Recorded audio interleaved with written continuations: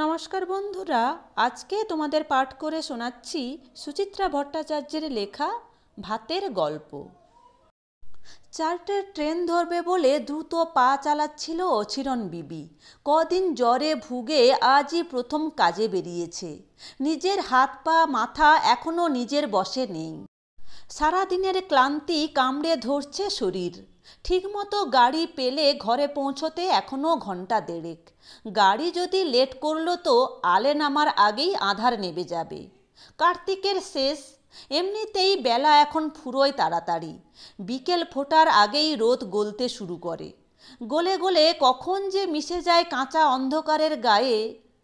প্ল্যাটফর্মে উঠে অচিরন দম নিয়ে নিল খানিক। ট্রেন আসতে দেরি আছে। ঘরমুখো মানুষের ক্লান্ত নিঃশ্বাস আর গাদা গাদা ঝুড়ি বস্তায় হাঁসফাঁস করছে গোটা চত্বর। এত মানুষও রোজ শহরে আসে।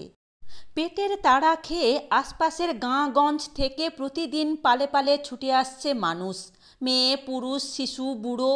সেই কোন সাত সকালে ঝাঁক বেঁধে বেরিয়ে পড়ে সব। তারপর হাঁস মুরগির মতো কামরা বোঝাই হয়ে নাগরিক স্টেশনগুলোতে ছিটকে ছিটকে পড়া। Jadavpur, Dhakuria, Ballygunge, park circus. শহরতলির ট্রেনগুলো অভাবী মানুষের ভিড়ে সর্বসময় থই থই। টুকুনখানিক ফাঁকা জায়গা খুঁজে অচিরন হাঁটু মুড়ে বসল। আধভেজা পুটুলিখানা কোল থেকে নামিয়ে রাখল পাশে। কদিন ধরেই শরীরের মতিগতি মোটে ভালো ঠেকছিল না। বুধবার ঘরে ফেরার পর দামাল জ্বরটা এসে একেবারে আছড়ে ফেলল তাকে। প্রথম দুটো দিন হুঁশই ছিল না কোনো। দেহ জুড়ে নিদারুণ ব্যথা, মাথা ঘোরে চাকতির মতো। কাজে যাবে কি, ঘর থেকে দালানে যাওয়ারও ক্ষমতাটুকু নেই। শাকিল আর ঝিমার দয়ার প্রাণ, সেই পাঁচটা দিন সামলে দিয়েছে অচিরনের চার বাড়ির কাজ। বলেছে, ঠেকা তো আমি দিয়েই দিতেছি, তুই আর দুটো দিন গড়িয়ে নে না কেন। অচিরনের মন চায়নি নিজের খাটনি খেটে পরের কাজও সামাল দেওয়া চারটিখানি কথা। তার উপর 5 দিন ধরে মাকে শোয়া দেখে মেয়েটারও সে কি রাগ। ভাবতে গিয়ে অচিরনের ঠোঁটের ফাঁকে আপনা আপনি হাসির ঝিলিক। মেয়ে খালি ঘোরে ফেরে আর ধাক্কায় মাকে। ও মা, উঠবিনি তুই? আজও কাজে যাবিনি? প্রথম দুদিন মায়ের অসুখ দেখে বেজায় ঘাবড়েছিল মেয়ে। মাকে ওভাবে চোখ উল্টে পড়তে আগে তো কখনো দেখেনি। নিজেই দৌড়ে গিয়ে ঝিমা খালাদের খবর দেয়। এঁটুলির মতো দুটো দিন মায়ের গায়ে গায়ে সেটে থাকে। শেষে 3 দিনের দিন পড়শিদের মেয়ে বউরা যখন বেরিয়ে যাচ্ছে কাজে, তখন ভেঙে পড়ে দুম করে। রাত শেষে ঝিমঝিম ঘোরের ভেতর সব কিছুই টের পাচ্ছিল অচিরন বিবি। হানিফ মকবুলদের ঘরে মোরগ ডাকলো প্রথমে, তারপরে কাক। তারপর এক সময় ঝাঁপের এপার থেকে মেয়ে বউদের কলকলানিও শুনল সে। শুধু টের পায়নি মেয়েটাও কখন জেগে উঠেছে। অন্যদিন এ সময়ে নেতার মতো পড়ে থাকে কাঁথায়। বন্ধ চোখে গায়ের উপর কচি হাতের ছোঁয়া পেয়েছিল অচিরন। ওঠ মা, ওঠ, ট্রেন বেইরে যাবে যে, কাজে যাবিনি? অচিরনের 2 চোখ তখনও ভারী হয়ে আছে। চেষ্টা করেও অবশ চোখ খুলতে পারছিল না অচিরন। মেয়ে আরও জোরে ঠেলা দিল তাকে। ওঠ না রে মা, খিদে নেগেছে যে। অচিরন জড়ানো স্বরে বলল, কৌটোতে মুড়ি আছে, খেয়ে নেগে। হাই মা! শুনে মেয়ের সে কি রাগ। বারবার ঠেলে মাকে আর সরু গলায় কাঁদে। আজও তাইলে তুই কাজে যাবিনি? আজও ভাত খাওয়া হবে নি গো। শাকিলার সেই তীক্ষ্ণ কান্না নতুন করে ধাক্কা মারল অচিরনের বুকে। ঠোঁটের হাসি ঠোঁটেই মিলল। শাকিলার বাপ যখন অচিরনকে তালাক দেয়, মেয়েটা তখন এতটুকুন। হাঁটতে সবে শিখেছে, কি শেখেনি। তেল কালো মুখে ফোলা ফোলা গাল, এক মাথা গুড়ি গুড়ি চুল। কথায় কথায় হেসে ওঠে কলকল করে। অমন ফুলের মতো মেয়েটাকে ফেলেও কেমন করে চলে গেল মানুষটা। পুরুষ মানুষের বুকের খাঁচায় মন বলে কিছু থাকে না, দেহ, সবটাই দেহ। নতুন বিবি অচিরান বাসি হতেই অন্য দেহ টানল লোকটাকে। মাকালতলার ডগডগে ছুরিটার সঙ্গে গফুরের আসনাই হলো। তাই নিয়ে সংসারের দিন ঝগড়া, দিন খিটিমিটি। শেষমেশ সেই ছুরিটাকে নিয়েই ক্যানিংয়ে গিয়ে ঘর বাঁধল গফুর। চাষবাসের দিনমজুরি ছেড়ে লঞ্চের খালাসি হলো। তা সেও তো প্রায় 4 বছর আগের কথা। শোনা যায় এখন নাকি আর এক ছুরির রসে মজেছে। তা মজুক, অচিরনের আর মাথা ব্যথা নেই কোনো। মাঝে মাঝে কেন যে শুধু বুকটা এমন হুহু করে তার। যুবতী শরীর রাত বিরেতে ডুকরে ডুকরে কাঁদে। কান্না ফুরোলে রাগ আসে, রাগ ফুরোলে ঘৃণা। গোটা পুরুষ জাতটাকেই এমন ঘৃণা করে অচিরন। শাকিলাকে বুকে চেপে নতুন করে বাঁচার ইচ্ছে খোঁজে। হাজার কান্না বিবাদ সালিসির পর মোড়ল মুরব্বিদের রায় মতো গফুর ভিটেটুকু ছেড়ে দিয়ে গেছে অচিরনকে। ভিটে বলতে ভাঙা ফাটা টুকরো একচালা ঘর। একে যদি দেনমোহর বলো তো দেনমোহর, ভিক্ষে বলো তো ভিক্ষে। এক ফালি ওই ভিটে আর এক রত্তি ওই মেয়ে নিয়েই এখন দিন গুজরান অচিরনের। গাঁয়ের আরও অনেক মেয়ে বউয়ের মতো কাক ডাকা ভোরে বেরিয়ে পড়ে ঘর থেকে। মাইল দেড়েক রাস্তা ভাঙলে তবে ঘুটিয়ারি শরীফ স্টেশন। সেখান থেকে ট্রেনে যাদবপুর। তারপর বাবুদের বাড়ির কাজ সেরে ঘরে ফিরতে সেই সন্ধে। অচিরন কাজে বেরিয়ে গেলে শাকিলাও বেরিয়ে পড়ে ঘর ছেড়ে। সারাটা দিন একা একা ঘাসফড়িংয়ের মতো এদিক সেদিক নেচে বেড়ায়। এর সঙ্গে ভাব করে তো ওর সঙ্গে খুনসুটি। নিজেই নিজেকে স্নান করায়, ঘুম পাড়ায়, খেতে দেয়। ঘরে যদি তেল থাকলো তো টুক করে মাথায় ঢেলে নিল সবটুকু। না হলে রুক্ষ চুল উঠছে সর্বময়। পুকুরে ডুবটা দিয়েই উঠে পড়ে লাফ মেরে। গায়ে হাতে পায়ে ময়লা বসে। খুব যদি বকলো মা তবে সেদিন গা ডলবে। দুপুরে দুগাল পান্তা গিলে কোনো দিন বা দাওয়ায় ঘুমিয়ে পড়ল। না হলে সারাটা দিন চরকিবাজি টই টই। ছেলে ছাওয়ালদের সঙ্গে বেলা ভোর হুটোপুটি।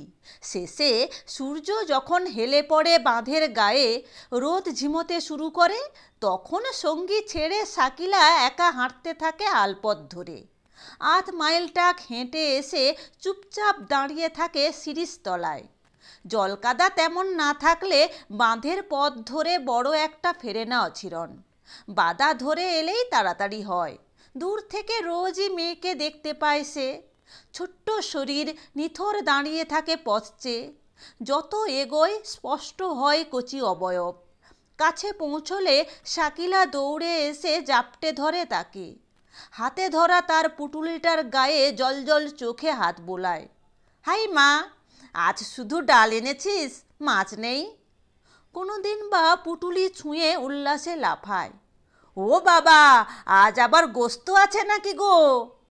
বাবুদের বাড়ি থেকে যেদিন যেমন পায় মেয়ের জন্য বেঁধে আনে অচিরন। 2 মুঠো ভাত, ডাল, রুটি, তরকারি, 1 টুকরো মাছ, কালে ভদ্রে মাংস। নিজের ঘরের মোটা চালের ভাত পছন্দ নয় মেয়ের। বাবুদের হাঁড়ির ভাতে কি যে আলাদা স্বাদ পায় সে। মেয়ের কথা ভাবতে গিয়ে আবার পেট কাঁপিয়ে হাসি এলো অচিরনের। আনমনে মুখে আঁচল চাপল সে। শুধু ভাত কেন, বাবুদের ঘরের বিষেও অরুচি নেই শাকিলার। একবার পেটের ব্যামো হতে কাজের বাড়ির বৌদি 1 শিশি কালো মেঘ দিয়েছিল অচিরনকে। মায়ের আঁচলে সবজে কালো শিশি দেখে মেয়ের সে কি নাচানাচি। ও মা, ওর মধ্যে কি আছে, আমারে একটু দে না।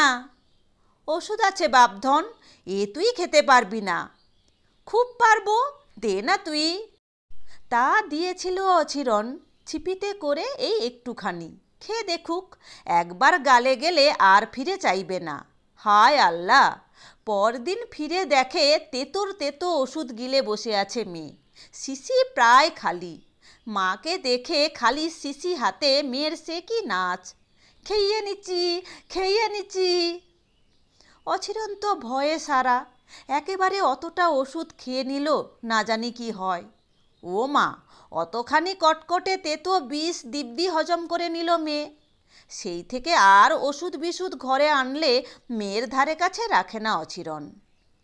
ভাবতে ভাবতে নিজের ভাবনায় নিজেই হেসে মরছে অচিরন। হেসেই চলেছে। খেয়ালও নেই 4টের গাড়ির সময় পেরিয়ে গেছে কখন। স্টেশন চত্বর উপচে পড়েছে মানুষে। শাকিলার ঝিমার ডাকে হঠাৎই হুঁশ ফিরেছে তার।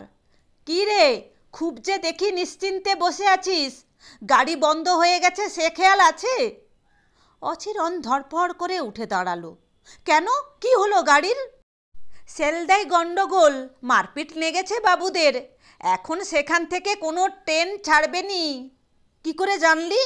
মরণ, কান কোথায় আছে তোর? ব্যামোয় পড়ে কানটাও খোয়ালি নাকি? কেন? ওই তো মাইকে আবার বলতিছে, শোন, কান পেতে শোন।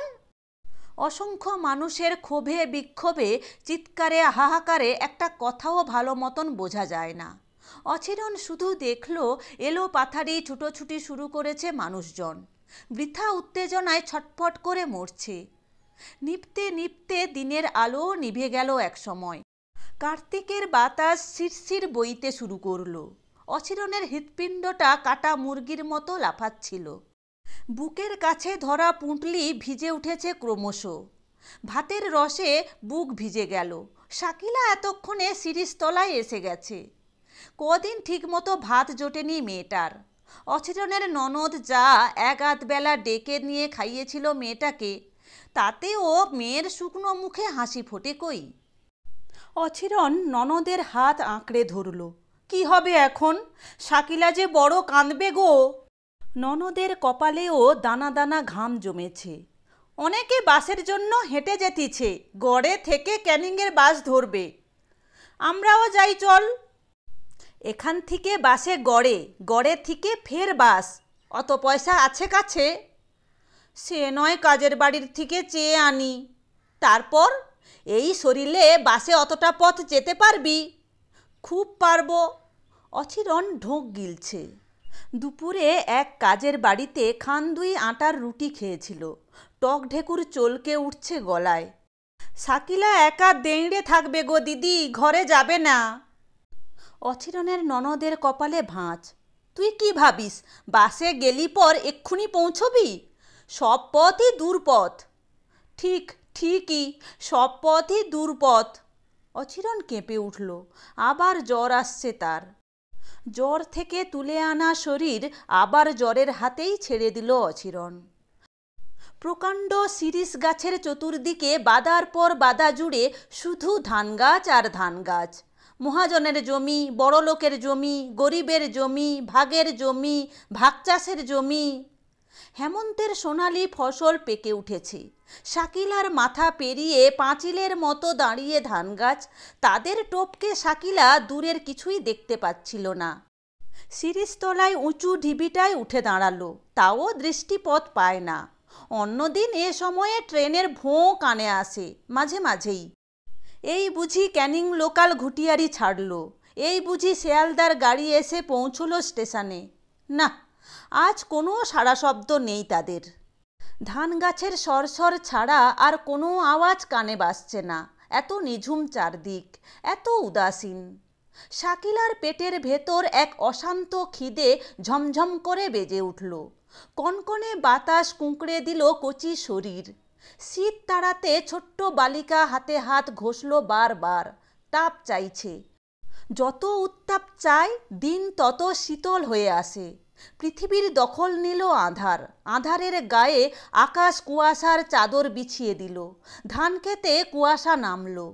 শাকিলা আল বেয়ে এগোনোর চেষ্টা করলো এবার। একটু গেলে এক ফালি পোড়ো জমি আছে। মেয়েটা সেখানে পৌঁছতে চাইছে। যত এগোতে চায় ধানের জঙ্গল ঝাঁপিয়ে পড়ে গায়ে। পাকা ধানের শীষ খামচে দেয় মুখ, গা, হাত পা। খামচায়, কামড়ায়, আঁচড়ায়। পাকা ধান নয়, যেন একদল গর্ভিণী রাক্ষসী মানব শিশুকে নিয়ে হিংস্র খেলায় মেতেছে। দেখতে দেখতে ক্ষতবিক্ষত শাকিলার শরীর। সমস্ত শক্তি দিয়ে শাকিলা সরাতে থাকে নির্দয় ধান গাছগুলোকে। সরাতেই থাকে শুধু। তারপর এক সময় অন্ধকার যখন পুরোপুরি জাপটে ধরে তাকে, আলপথেই গুটিসুটি মেরে বসে পড়ে সে। পাকা ধানের তীব্র ঝাঁঝালো গন্ধ উপসী পেটটাকে অস্থির করে দেয়। হড়হড় করে বমি করে ফেলে শাকিলা। সে বমিতে ভিজে একাকার দুধে ভরা অনন্ত ধানবন। তার মার আজ শহর থেকে ফেরা হবে না। তার মা তার জন্য ভাত আনতে গেছে শহর থেকে।